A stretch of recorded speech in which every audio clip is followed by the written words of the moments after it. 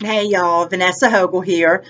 I I got a really good question today that got me thinking, and it was from my good friend, romance paranormal writer extraordinaire Leslie Fear, and she was asking me about elementals, and it got me thinking where these terms come from and how they get used liberally and maybe sometimes without reason.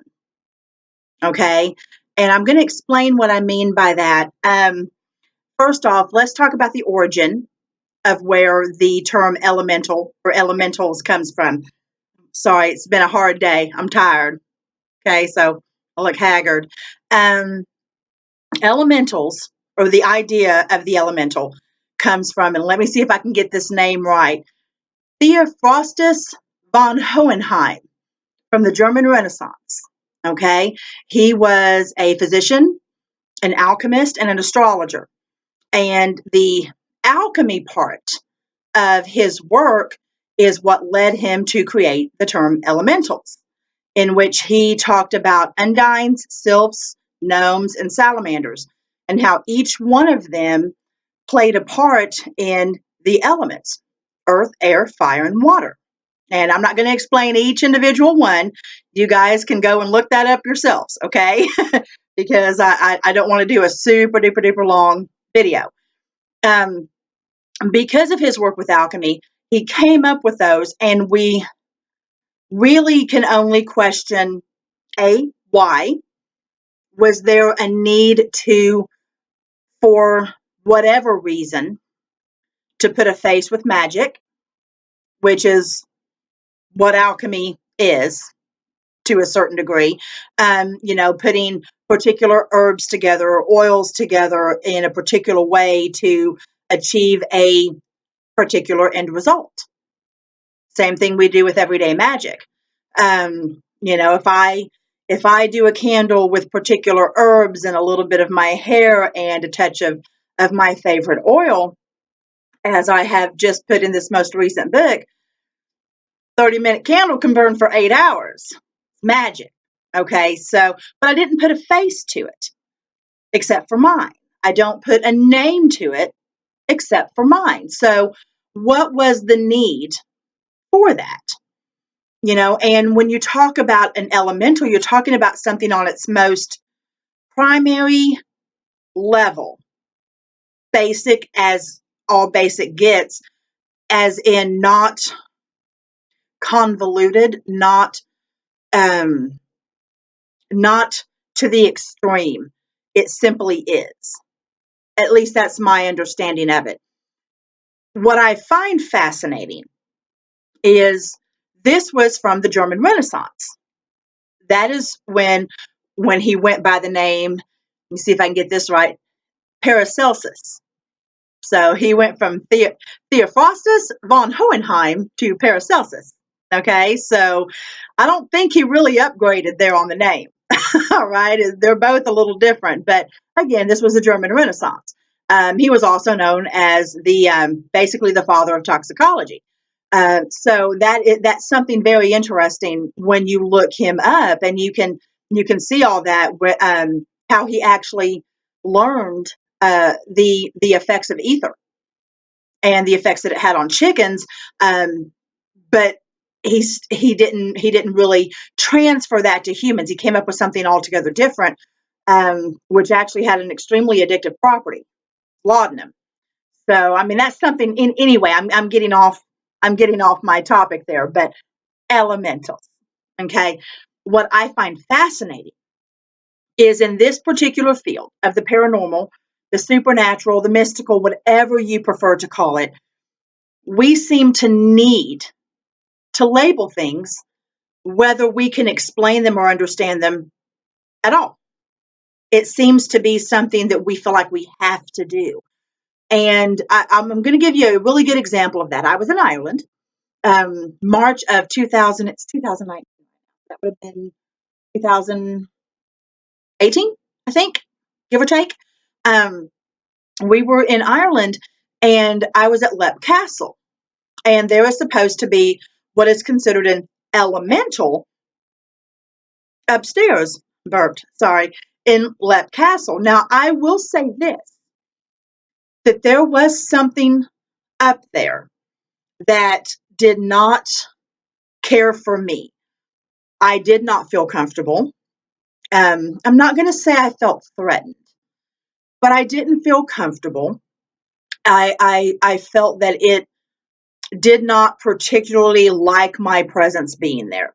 And I do have some photographic evidence of a disturbance in very odd coloring that happened with just a regular camera, and for those that if I decide to post this and they decide to get all hinky and say, that's bullshit, that's a bug, it's purple. It's purple, okay? And it's on the wall, and it's moving, and it's way too big to be a bug, so I'm going to shut that shit down right now.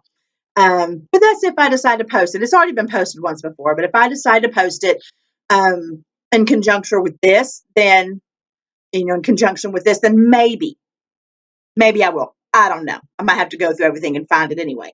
That having been said, anything that I felt up there, anything that made me feel uncomfortable or off my game, so to speak, or as if it didn't particularly like my presence, I can't say for certain what that was. I can't do it.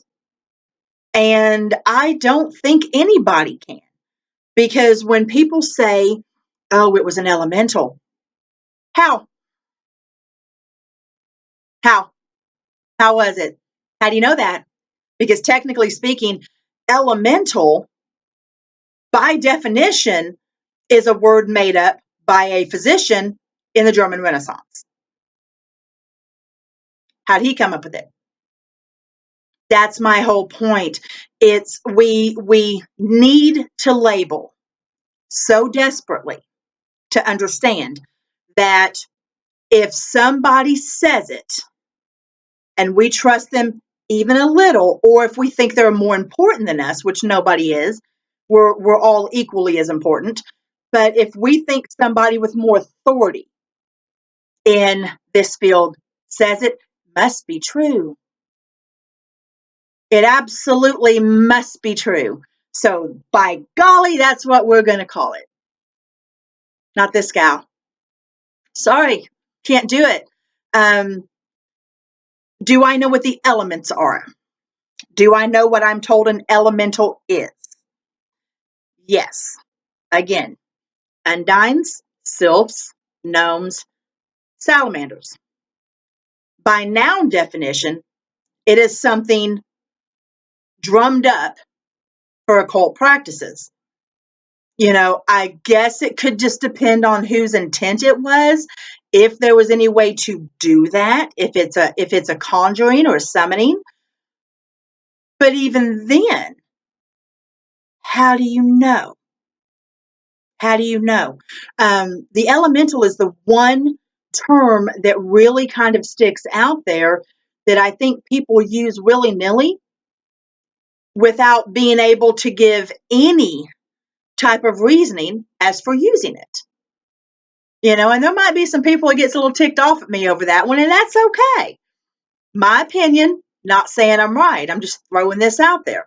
Again, it's all about educating each other and trying to learn from each other and figuring out things as we go. So there's a very real possibility that I'm full of shit, that I'm completely wrong.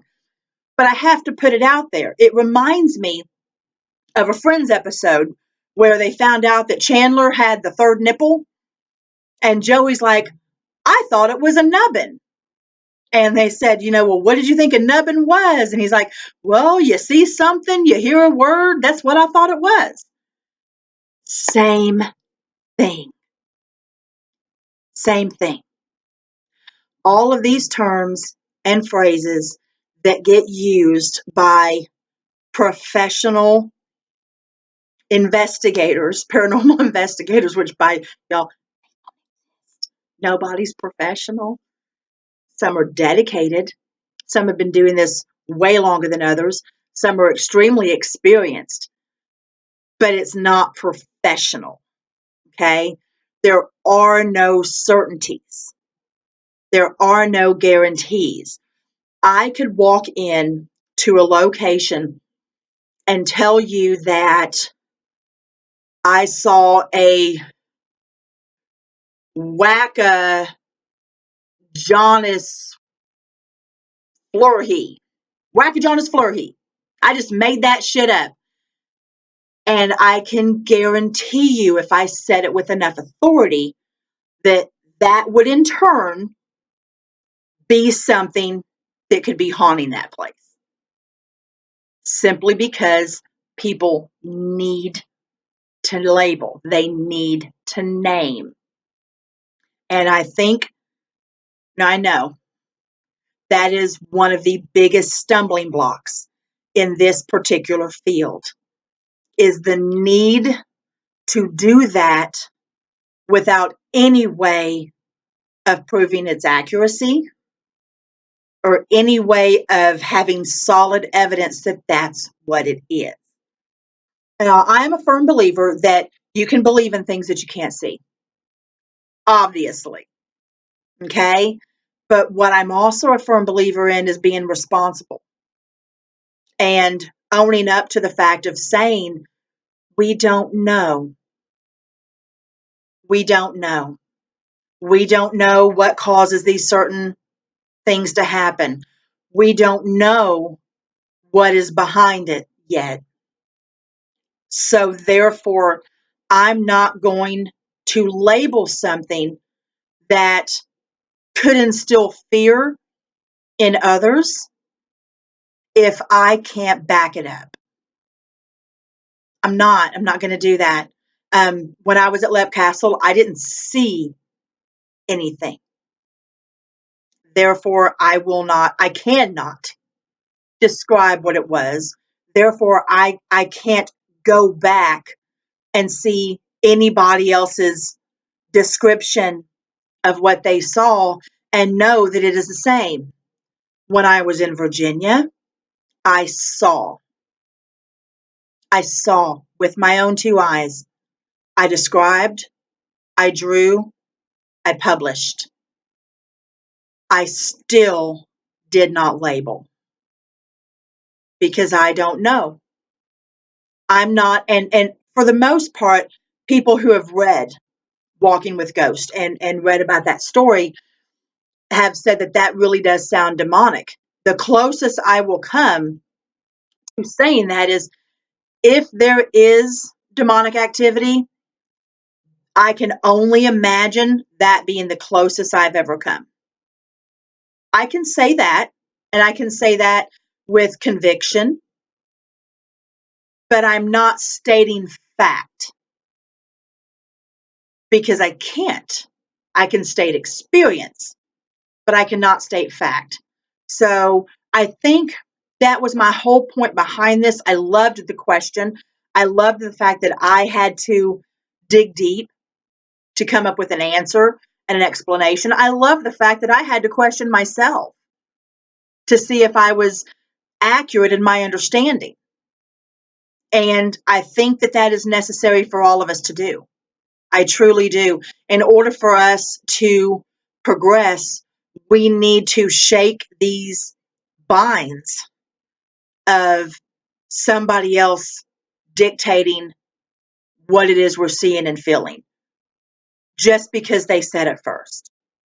I'm astounded that that term, without any proof whatsoever, is still being used 500 years after the fact. Something that was essentially assigned by a physician who was also an alchemist is still being used to this day, almost 500 years later, as fact. Think about that. When you're investigating, think about that. When you're documenting, think about that. That shows you that what we put into words today could still be influencing others 500 years from now. Wouldn't you like for it to be accurate? At least as accurate as it could be? Just throwing it out there. Don't gotta go with me. Don't gotta roll with me on this one. Okay. It's just putting those important questions out there so that we can all start learning and understanding together. So if you have opinions on this, by all means, please put it in the comments below. I would love to hear them. And if you have any questions, do the same. Okay. I'm going to go over here and hit the stop button. Love y'all. Bye. I almost hit it.